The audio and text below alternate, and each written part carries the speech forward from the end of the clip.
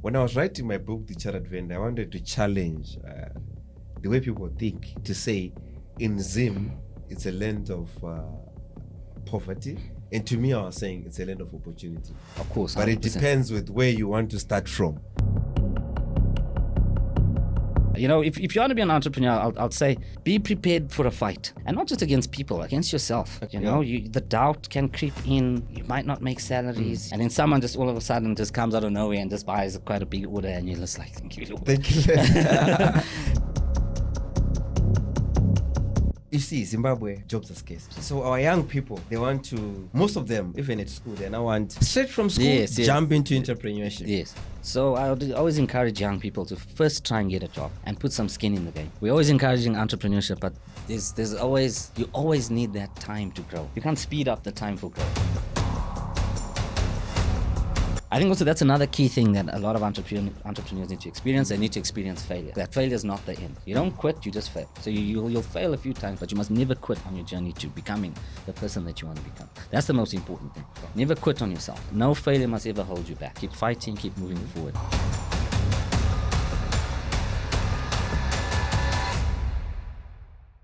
Greetings Africa, greetings Zimbabwe, greetings Zambia. My name is Jerimonia Zungu, aka The Chartered Vendor. Welcome to the Chartered Vendor podcast, where we talk about everything business, entrepreneurship, and sales. And today I'm so excited. I have the MD, the CEO of Rossi Tyres. They do Rossi Avondale and Rossi Pomona. Harare Drive there. I've got Mr. Dell. He's a father. He likes his gym. He likes. He's a guy I respect so much in terms of business processes, business systems. He's a workaholic. He wakes up at early in the morning, 4 a.m. He'll be sending you some messages. Welcome, Mr. Dell. Thank you for having me. Thank you so much. It's an honor to be here. Thank you so much. Thank you, so Thank you, Zimbabwe, yeah. And so tell us about you. Who is Dell? Dale. You've got a nice name, Dell Carnegie. Yeah, yeah, it's actually French, meaning of the valley. You know. Serious? Yeah, that's what it actually means.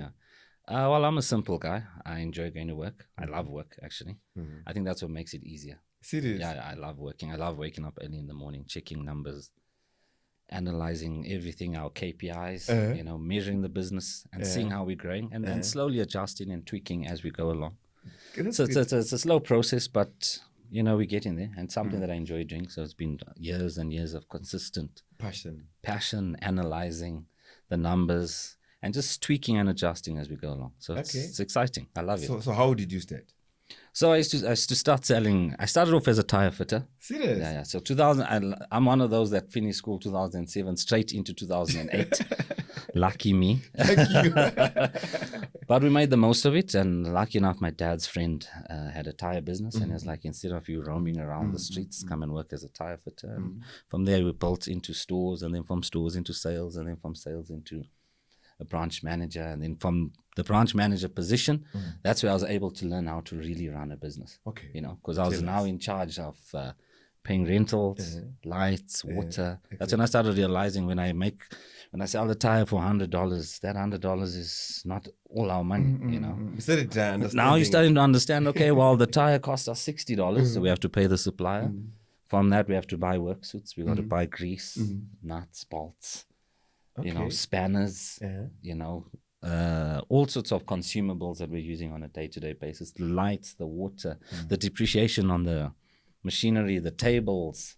Everything. Some months you started realizing, you see, no, we're not even going to make a profit. We're making a loss. Making a loss.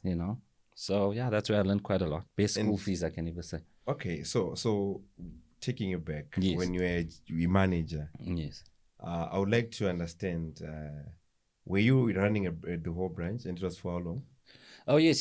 So what had happened is that I started off as a salesman, a counter salesman, and then our manager at the time had left us abruptly. So in the interim, they said, well, Dale, just manage it. Just try it while we look for another manager. And then they saw, okay, well, I'm sending the reports every day. The money is being accounted for. There's no money is missing. Exactly. Implemented a few new systems so that we can account for the money, some cash book systems and so on and so forth. And then they were like, okay, we're a bit worried that you're a bit young because you was 23 at the time. Serious? Yeah. So, and then they said, okay, well, he's not drinking and coming to work drunk and coming hungover. So, no, he seems responsible, and that's how we went from there. It was, and I'm grateful for that. That's a company called Tyre.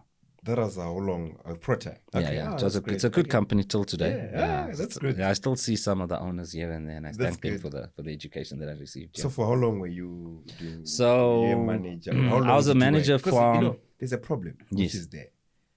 You see, Zimbabwe, jobs are scarce. Yeah, 100%. So our young people, they want to. Most of them, even at school, they now want straight from school jump into entrepreneurship. Yes. But you've highlighted something which is very important. Yes, which is key. You learned at work. So I would always encourage young people to first try and get a job and put some skin in the game. You know, we're always encouraging entrepreneurship, but you always need that time to grow. Exactly. You can't speed up the time for growth. Exactly. You know, we can create an environment where we can plant a plant today. You can water it, you can add all the nutrients, but that tree needs the 5 years, the 7 years, the 8 years for it to bear any fruit. So I would always encourage young people, if you can get an opportunity to work for like a smaller business where the owner of the company works in the business, so that they can teach you, you know. So the smaller the business, usually the better, because then you wear many hats. Exactly. So if you're lucky enough to get a job like that, then I'd always encourage people at least 3 to 5 years. 3 to 5 years. How long did you work as that? I worked from 2007 to 2008 up until about 2017, 2018, 2019, yeah. So it was almost 10 years. Almost a decade, yeah. Working, understanding the systems, building relationships. Building relationships, how it's done, everything. Boom. How now, when did you start saying, no, I think I can start my own? Did it happen because of choice, or you just said, or it happened because of an opportunity which just came? I think it's just, it's more, I think we boil it down to, I've always been trying to be in business, but I'll do it more like a side hustle. You hear what I'm saying? So you started off, you try and sell things here and there on the side, and you'd see, you know, it becomes a bit difficult. And I failed a lot, you know, like I think I failed like 3, 4, 5 times. Yeah, to be honest with you, I failed quite a few times. I think also that's another key thing that a lot of entrepreneurs need to experience. They need to experience failure. That failure is not the end. You don't quit, you just fail. So you'll fail a few times, but you must never quit on your journey to becoming the person that you want to become. That's the most important thing. Never quit on yourself, you know. No failure must ever hold you back. Keep fighting, keep moving forward. So I failed quite a few times. And there was a time where I briefly left Tyre to go on to my own, but unfortunately that was 2015, 2016 when the money changed over. So people wanted to pay me in like electronic money, but the suppliers were wanting the money in cash. So that discrepancy within the rate was just killing me. That was eating my margins. And I know on tires, you're only making 10, 15%.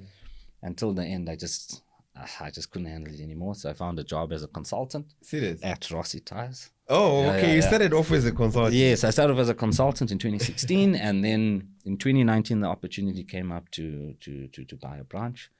Lucky enough, the guy that I bought it from is a really good guy. God bless his heart, a very good guy, Mark Rossi Tyres. Been very kind to me, gave me the opportunity, and bought the branch from him, and we've taken it from there. That's a Rari Drive. Rari Drive. Yeah. And how did you manage to turn? Because this is not me playing favoritism. Yes. But I think it's a fact. Rari Drive is the best Rossi of all the Rossis. Yeah, well, thank you. That's a fact. Thank you. It's a fact. I can even put it on social media for people to vote. That's a fact. No, thank you for that. Thank you. When you got this branch, yes, was it like that? No, it wasn't. We actually didn't even have any storage space. We were doing maybe 100 tires a month. 100 tires a month. Yeah, which is very minimal. It took a while.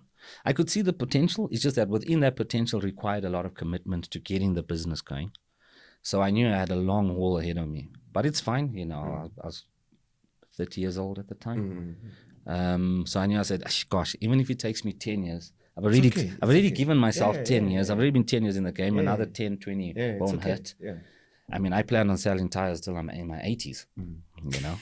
The tire guy. I'm the tire man. Yeah. I love tires. I love the industry. I love the people. I love meeting new people. I love meeting, new suppliers. And, slowly but surely, I just said, okay, let me set aside at least 20% of the income into improving storage, into improving systems, getting more staff, and just, I think, improving the customer experience. When you're a smaller business, I always encourage people to really improve the customer experience, because you can't compete on price. But you can compete on experience. When the gentleman comes in or the lady comes in, good morning, sir, how are you? How can I assist today? So please take a seat. Explain to the customer, communicate with the customer. Oh, sir, it's going to take about 90 minutes, but meanwhile you're pushing to try and do within 60. Always under promise and over deliver. I always believe in that. Always under promise. So that's what the guys did to me last month when I was buying my tires. Yes. So they set me on a bench, and you know what this guy said? Okay, it's 1.5 hours. Then I said, it's okay, I'll wait for 1.5 hours. But even the experience, whilst I was seated, water, you're meeting new people, and I saw 2 books all sitting there. Wow, well done. But these guys, in 50 minutes, they were done. They were done, They were done with everything. And they were fast, interacting, friendly, like what you're saying. Yes, customer experience is everything. Yes, 100%. Especially when you're in a smaller business. And I think even as you go bigger, you got to build that culture. The most important thing, especially as a visionary, was the owner of the business, is that you got to build a culture. The culture of speed, the culture of customer service, the culture of making sure that when a customer leaves, they do not think of going anywhere else ever again. Exactly. I was driving almost 20 kilometers coming to Pomona. Why? Thank you for the that, experience, Thank you. the way people do their things. Yes. But anyway, when you're starting, you're young, you're starting a business, what challenges are you facing?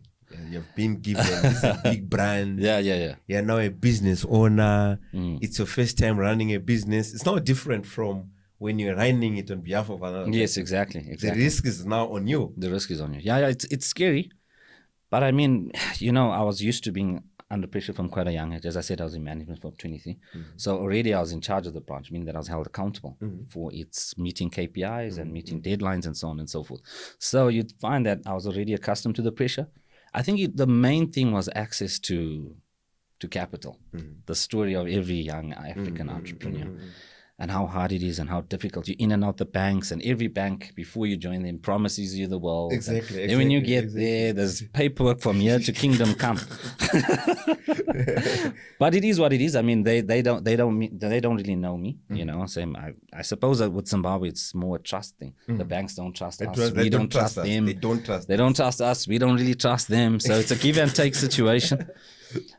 But I think it forces you to be creative. Within that essence, it forces you to say, okay, listen, Dale, this is what it is. Then you plot within your daily income. So, okay, let's say I'm starting off to be more relatable. I'll start off to say, maybe start off with $100 a day. Okay. And you're making $20 profit. And you say, for 3 months, I'm not going to touch the profit. I'm not going to buy myself no shoes, no ice cream at Creamy Inn, no pizza at Pizza Inn. And that extra money that I get will help me maybe to buy a tool or to buy some form of service or hire another person that can create a much better customer experience. But to say, okay, it's going to bring in another 20% of revenue. And you just keep doing that, over time. So it was more like bootstrapping. Yeah, you put bootstrapping. So there's a simple method that I use. I try and apply it. Sometimes I go off here and there, but it's a 30-30-30-10 principle. Okay. So that principle is pretty simple. I read it in a book based on some of the Jewish principles. Is that 30% must go. Name of the book? No, it's an article that I read. Okay. So I read quite a few articles, especially when you're in the plane and you're reading, Ellen got some really nice magazines in there that are targeted towards entrepreneurs and the business professional. And 30% must go to liquidity, so your cash. 30% must go into property, especially as you improve. When your business is doing, let's say, over $100,000 a month or something like that, and then 30% must go back into the business, and then 10% you can enjoy. So if you make $1,000 profit, the $100 you can buy yourself a couple of T-bones. But $300 property, $300 business, and $300 into cash. Okay, so the cash then positions you for when an opportunity comes. 6 months, 8 months, 2 years down the line, you've got 10,000, 15,000. Someone says, hey, listen, I've got this small shop. It's It's going under liquidation, but I feel that it can do quite well if we just put a cash injection of, let's say, 15 or 20,000 or 30,000. You're already. I've got 15. Have you got 15? Like, yeah, I've got 15. You know, let's look at the numbers. You read the numbers. You say, okay, listen, I can maybe put 10% in my back pocket or 5% in my back pocket. And then over time, then next thing you know, it snowballs, and then you got 4 or 5 little things giving you 5-10%, and you know, and it goes from there. Then I want to understand. Recently, you've taken over Avondale. Yes. And previously, the previous owner, shout out to him. Yeah, it's a very good guy, very good guy. But I noticed something which just changed the place. Okay. We just changed even the faces of the people. What's your secret in terms of running teams? Okay, well, one thing I've come to understand is emotional intelligence is a very important factor when running a business. Making somebody, especially encouraging emotional regulation. So making your employees feel like, okay, I feel safe around this individual. I feel safe, I'm part of the team, and communicating. I try and communicate with my staff as often as I possibly can, through calls, through messages. I think even sometimes they think I'm overwhelming. They're like, it's like you're never off your phone. But I want to always be there to assist you so that you can make your job a lot easier. And sometimes they say, it's like you're spoon feeding your employees. But I think the faster they are able to communicate with you, the better they can make much more sound decisions, you know, and act day to day. And I've read a book by Patrick Lanciodi called The Motive, one of the best books I've ever read. And The Motive by Patrick Lanciodi. Sorry, my mistake. Patrick Lanciodi. Brilliant book. I mean, that book took us, we're selling 300 to 400 tires a month. Within like 3 to 6 months from me reading that book, we're now doing double that. Serious? Some of the principles. And all it was just based on communication. That's all. I just increased my communication. Every day, I'd communicate to my staff. This is what I want. This is what it is. Please just get back. Get back to me on so and so and so on. Yes, it's just all I just did was improve my communication, and we doubled our turnover. It's crazy. So even with the new branch, that's the thing that I'm trying to implement is and showing the people that we committed as an employer. Exactly. People must see you committed. You know, not saying okay, I want the sales, and then now they're seeing you in Dubai and enjoying buying expensive champagne. You must be there on the grind, showing that you're willing to do the stock takes, willing to do the recons. You know, because you got to lead. That's how you call the leader, isn't it? That's good. You're moving forward, and they're saying, okay, I'm behind somebody that is going to take me forward. Take us forward, actually. Let's say it was 2017, 2018. Yes. You're still running the business. When did you start? Because there's a thing called delayed gratification. 100%. 100%. How did you navigate towards that? Did you start by going for? Because I can now see you. Some days you're in Ghana, some days you're in, which is important, by the way. Yeah, it is travel. But I'm saying, broadens the mind. I'm saying, how long did you delay the gratification, and what do you want to say also to entrepreneurs in terms of spending before? Because I've noticed this guy, even the car he's driving, I'm not going to disclose. Yeah, but he's not driving. He has the money to buy 300 CDs now. Not even. I know. You might deny it on the podcast. I'm not saying you must follow him, but I'm just saying I wish you can. But you know, push comes to shove. You can. If you want to push for it, you can. Yeah, of course. If let's say something which is going to make a matter of life and death, you can. No, you can. But the question now is, this guy is just driving a normal SUV. Yes. Ordinary, it's but with very good tires. Of course, always very good tires. Nice wheels. But the question is, I see that you are still even delaying gratification. What are the principles? Is it the same Jewish method? No. Because I've noticed that. You know what? I've noticed that the owner, the guy who owns Inscom. Yes. I heard he's moving in his. Corolla is... I think when the vision is bigger than your material appetite, I think that's what differentiates a good entrepreneur from top of the range entrepreneurs, is that their vision and their commitment to their craft is bigger than material consumption. So yes, we all like nice things. There's no denying it. We would like nice things. But I think the vision of saying this is what I want to achieve in such and such a period is much bigger. Like I'll be more proud of saying I employ 100 or 200 or 1,000 people exactly. than saying that I have all these fancy cars and I'm drinking expensive Have a champagne, sport, flying up and down. yeah. Because I think it has more of a multiplier effect in terms of also helping Zimbabwe grow.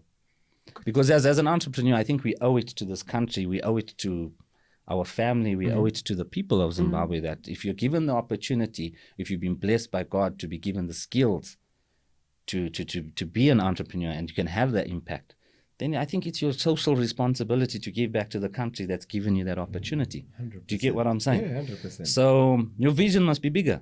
Employ more people, create more jobs, and then you get a multiplier effect. And then that, in essence, creates other opportunities for other entrepreneurs, you know, like us ourselves. I was looking at our budget and I'm like, we spend a lot of money, but then we're not spending it on consumption.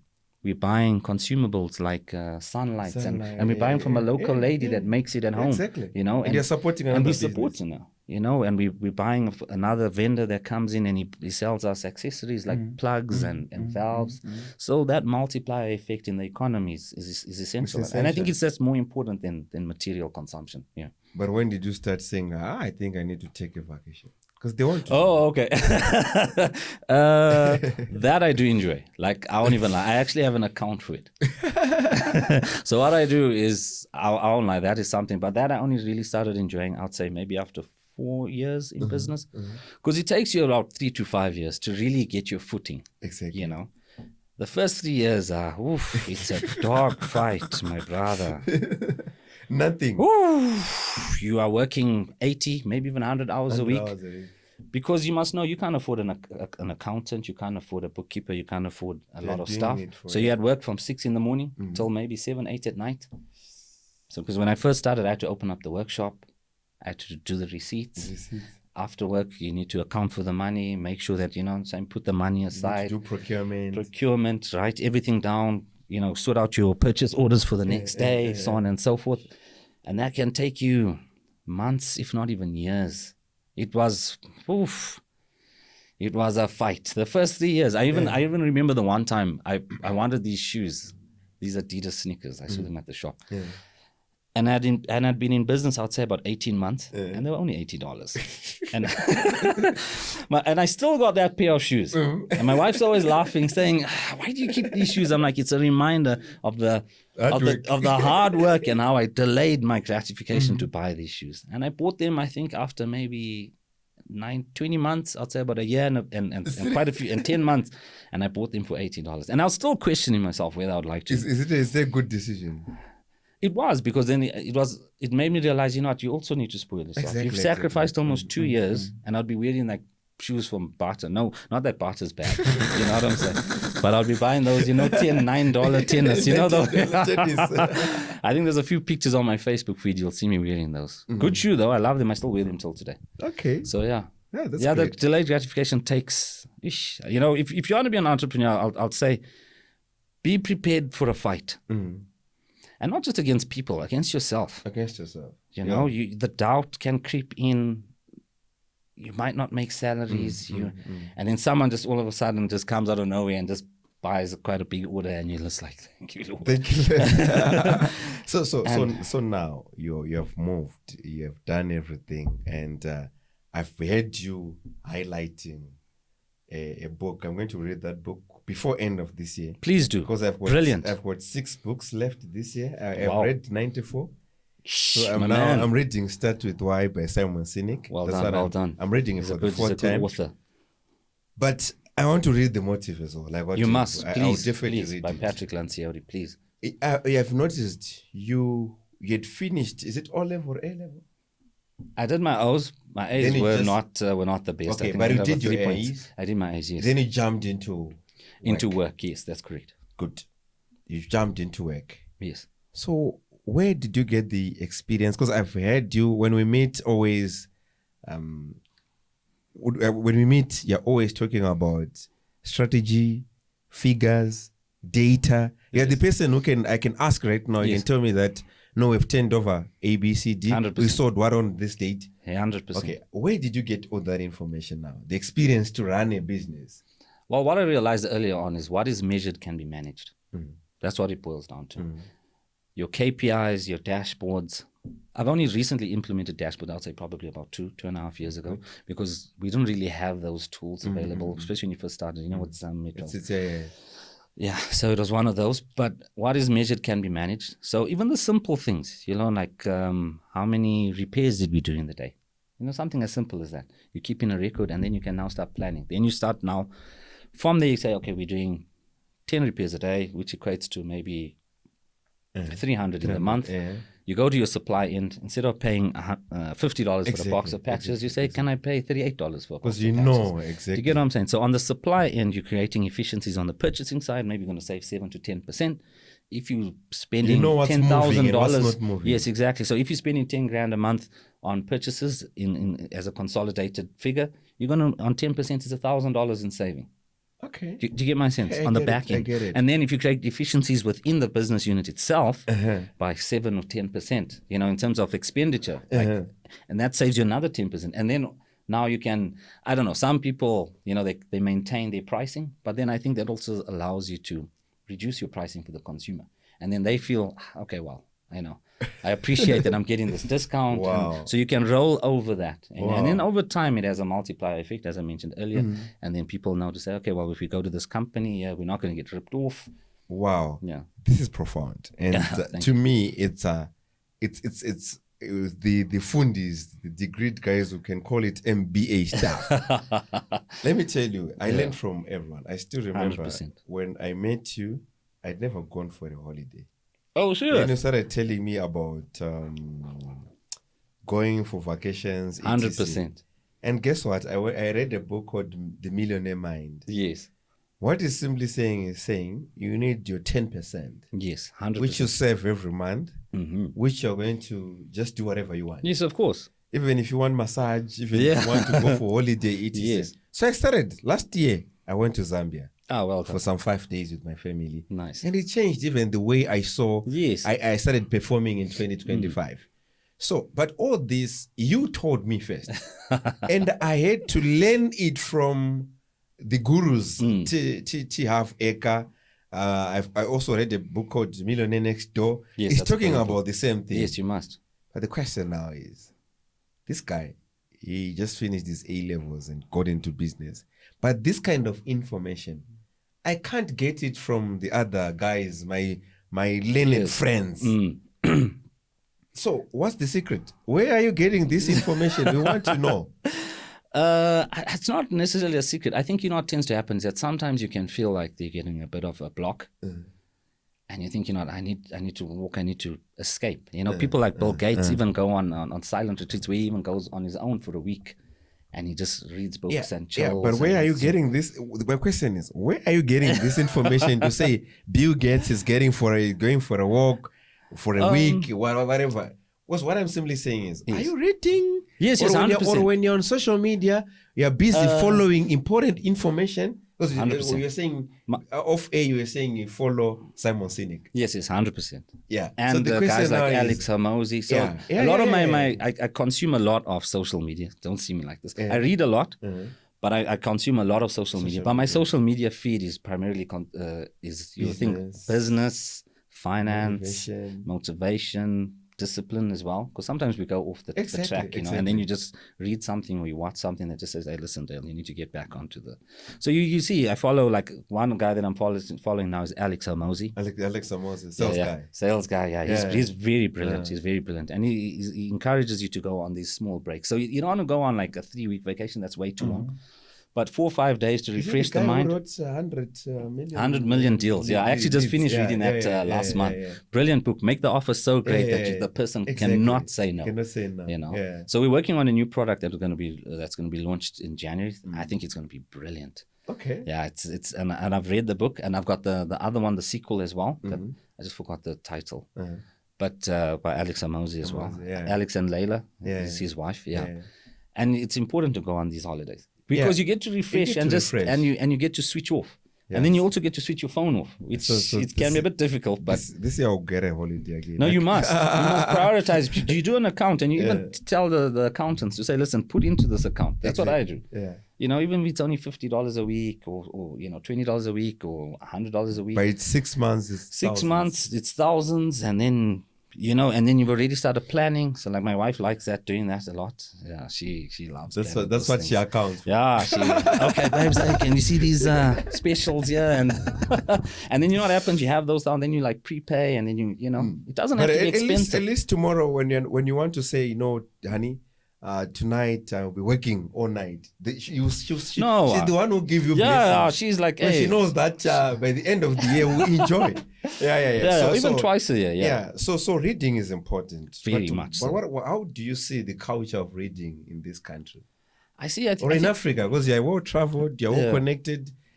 Your colleagues, because when you're speaking business, you can easily tell that you're talking to a reader. Yes, you can see 100%. You can relate with Alex Amosi, but some people they can only relate when you're talking of Messi, Ronaldo, and what's happening in politics. Yes. But the question is, what's the culture, especially of entrepreneurs reading, try to find some information?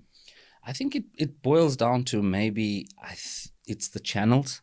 As entrepreneurs, it's our responsibility. Like what you're doing is brilliant. You're creating a channel for exposure. Exactly. So a lot of the entrepreneurs maybe don't know, and they're reading these books from like the West. Some of it doesn't really apply to us. It's good to have the fundamentals, but it's good for people like you and I to have to be at podcasts and explaining to the average Zimbabwean what we're doing in business. You know, so that it's more relatable. Because we can say, okay, we started a business with $1,000 or $500. You know, some of these guys in the West will tell you I took $1 million loan. Or I had a car. We had a car. And you're like, in Africa, when you've got a car. Okay, we'd have thought to sell the car and start the business. Exactly. You know, do you know what I'm saying? Yeah. And I've done it many times where I've got stuck and I've sold my car. Yeah, and you're saying you're sleeping in the car, so I was poor. Or you're complaining you don't have $10,000, but you've got a nice Honda Fit that's a recent import. Yeah. Sell it. Yeah. You know, and let the money work. Yeah, but looking at Zimbabwe, we've got challenges in the economy. Yes. When I was writing my book, The Chartered Vendor, I wanted to challenge the way people think, to say, in Zim, it's a land of poverty. And to me, I was saying it's a land of opportunity. Of course, 100%. But it depends with where you want to start from. So my question is, how do you see, do you see the economy has got a lot of opportunities? 100%. Or this economy is... 100%. You know, I was just talking to a friend of mine. He owns a few businesses. And we were talking this morning. And he's like, you know what, Dale, I think 2026 is going to be a brilliant year. You know? And I'm like, I think you're right. And yes, we have our problems like any other country. You know what I'm saying? But there are more opportunities. You know, we just got to change the perspective of our mindset. It's just all... Okay, there's... I mean, look at this bottle of water here. Do you know what I'm saying? I mean, back in the day, we'd be having a big brand like, what are the big Schweppes? Schweppes, yeah. Do you know what I'm saying? Yeah. But someone thought, you know what, let me do a branded water. Yeah. Who would have thought? Yeah. And it's opened up doors for you to get just to do something simple as water. Exactly. So all these things you got to think. It's even increased the markup because it's brand. It's got Jerry Moore's name on it. You know what I'm saying? And it also gives a good impression. When I come here, I'm like, oh, okay, you know, you got your own branded water, which is really good. So that in itself an example of the opportunities that are available. You know, so I think you just got to be able to see what products are not available or what services aren't available, and you yourself have to start. Exactly. You know, you don't wait for the $1,000 or the $500. I think if you're going to be out there looking for capital, then you're not really an entrepreneur. Because an entrepreneur bootstraps and makes a plan. You're looking for an idea. Yeah. And you capitalize on that idea, then you make a profit from 100%. Okay. You know, so just probably 3 things. Yes. As a parting shot probably to these guys, we want to know what are 3 most important things in business, like in running a business, according to you. Discipline comes in one. Discipline, especially financial discipline. Financial discipline. You know, you can make that $1,000 in the day. That $1,000 is not yours. Okay. You'll be surprised. Not even $10 from that $1,000 is yours. That is the business's money. Good. Do not touch that money. Don't touch that money. So even if you're now also having girlfriends, girlfriends and multiple compromising cars. on Yes, discipline. you're stealing from your future self, from what could be, and I think even just from the, I don't know. I like to think in terms of the nation. Like a good businessman is someone like Ken Sharp. Exactly. You know, his mindset is it's insane. I had lunch with. I had the honor of having lunch with him. Yeah. And he's like, Dale, this he is interviewed me on his podcast. He's Yes. a good guy. Yeah. He supported me And on a lot of things. the way he was talking about building cities. I mean, who And thinks when of he's that? thinking outside the box. Who thinks But of building an us, entire city? You know, you think you're yeah. starting a business. He's thinking of building a city, a town. Yeah. You know, He's that's thinking of insane. putting down 1 billion bricks. Yeah, by I think 2030 or Yeah, something. Yeah, if I'm 2030. not mistaken. So discipline is crazy. key. Yeah, I think to be a really good entrepreneur, people need to think you're almost mad.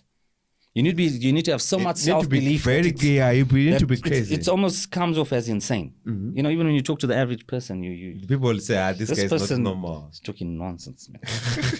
But then 5 years later, what? Wow. Right. So you know? discipline, number 2. I would say discipline. Number 2 is commitment. Is the same as discipline, isn't it? Yeah. Emotional intelligence Yeah, and emotional your bilateral regulation. yeah. You know, because sometimes people can drive you Crazy. Yeah. crazy. Sometimes they're insane. and you want to fight. But you're like, no, I need to, maybe go for a walk outside, just that's good. go for a walk. So what's the Emotional and future? regulation. Yeah, so what's the future of Rossi in the next day? What's the vision? What are you going to term success? Well, my partner and I have, because I am in partnership with a gentleman, and I think what we're going to try and do is create a brand that will give the best customer experience we can have in this country. So we don't really want to have a massive brand that's all over the place where you lose control, but we want a situation where we're building something where as soon as you come to Rossi, you feel like you never want to go to any other tire shop again. Okay. Do you get what I'm saying? Yeah. The entire experience from when you drive in to when you drive out, you just think, what, my whole family must come here, to my kids, it must be a generational thing. I think you want to build something where throughout the generations, the brand is affiliated with just providing exceptional value that nobody, as Alex or Moses says, nobody ever thinks of going anywhere else. It must never cross your mind. And I think that's the thing that we're trying to drive. That's the most important thing. Okay. Yeah, 100%. That's good. So as you're parting shot with these guys, what's your advice to that young entrepreneur? He's just failed his A-levels, he's failed his O-levels. Welcome to the club. And he's saying that's the end of the road. Some are even crying. No. Some are even thinking of killing themselves because they failed school. What do you want to say to them? Or some are graduates. They've graduated from UZ, but opportunities are not there. What do you want to say to these guys as you're parting shot as we are leaving our audience? I would say it's a bit of a tough one. The environment is a little bit tough, but I would say keep your head up. You fail, but do not quit on you. Exactly. You know what I'm saying? Failures that will come. I myself know I got many more failures along the way. I'm actually excited for those failures because I know I'm going to learn from them. Exactly. It's just how quick you pick yourself up and you get yourself jogging and going back in the ring and boxing and fighting, because that's what life is about. It's fighting. The fight never ends till they put you into the ground. So that's just your first failure. I remember when I failed my A-levels, I think I got 2 points, 3 points, and I thought, gosh, I'm in trouble. And even people told me, you're in trouble. You know what I'm saying? But then I think the most important thing is build your character. Your character will take you further than anything else in this world. So lift your head up into that room and say, listen, I am the person that will work hard, that will commit myself to my craft. And just give your all. The most important thing is just giving the best that you can with what you got. 100%. That's just the way of the world. You know, thank 100%. you so much. Thank you for having me. It's been a brilliant. That's Rossi Tyres for you, and this was a profound discussion. I hope you guys have enjoyed it. I've enjoyed it. I've learned from it, and I'm going to read that book, The Motive. Definitely, brilliant. Because book. We need to always grow. Let us go into the University of Life. Yes, this university, we never graduate. We only graduate when we die. But so we need to continue pushing.